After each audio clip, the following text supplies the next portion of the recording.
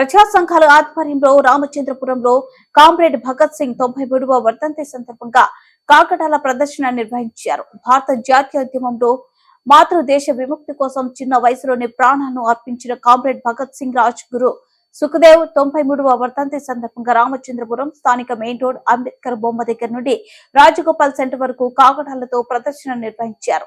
ఈ కార్యక్రమాన్ని ఉద్దేశించి పివైఎల్ రాష్ట్ర కార్యదర్శి వి చిట్టిబాబు, పీడీఎస్యు ఉమ్మడి జిల్లా నాయకులు బి సిద్ధు, అరుణోదయ సాంస్కృతిక సమాఖ్య జిల్లా కార్యదర్శి వి భీమాశంకర్ మాట్లాడుతూ రవి అస్తమించని బ్రిటిష్ సామ్రాజ్యానికి వ్యతిరేకంగా అమరుడు కామ్రేడ్ భగత్ సింగ్ కేంద్రంలో మోడీ సర్కార్ నూతన జాతీయ విద్యా విధానం 2020 పేరుతో విద్యారంగాన్ని కషాయి రంగంగా కార్పొరేటీకరణ చేస్తుంది. కానీ భగత్ సింగ్ జీవిత చరిత్ర పాఠ్య పుస్తకాలు సిలబస్ గా చేర్చాలనే విషయాన్ని పక్కన పెట్టారు. ఈ కార్యక్రమంలో రామచంద్రపురం మైనార్టీ సంఘం నాయకులు ఆలీ హుసేన్, షఫీ, షేక్ శ్రీను, జులిపి, రబ్బానీ, జమల్, కార్మిక సంఘం నాయకులు చింత రాజారెడ్డి, లక్ష్మణ్ వీరెడ్డి, పీడీఎస్యు నాయకులు అమర్, సాయి, కరుణాకర్ తదితరులు పాల్గొన్నారు.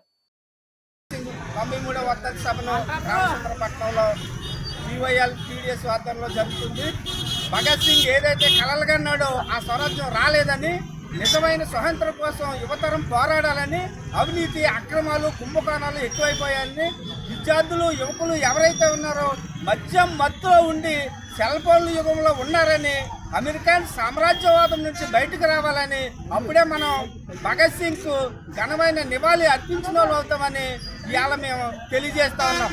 రైతులు చనిపోతా ఉన్నారు, యువకులు చనిపోతా ఉన్నారు, మహిళలపై అత్యాచారాలు జరుగుతూ ఉన్నాయి.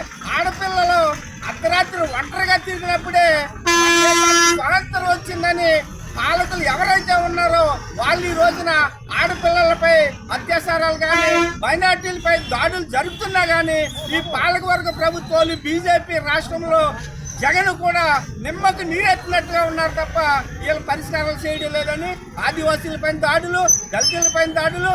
ఇప్పటికే జగన్ అధికారంలోకి వచ్చిన తర్వాత ఒక ఎమ్మెల్సీ దళిత కుర్రాన్ని చంపేసి రోడ్ డెలివరీ చేస్తే ఇంతకన్నా సిగ్గు చేయట్లేదు.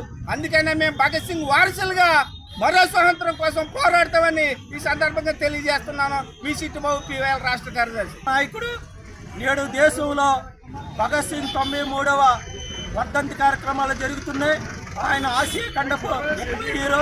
అదేవిధంగా భారతదేశ ముద్దుబిడ్డ సైద్ భగత్ సింగ్ అతి చిన్న వయసులోనే దేశం కోసం 23 సంవత్సరాల వయసులోనే దేశం కోసం తన విలువైన ప్రాణాలు అర్పించాడు.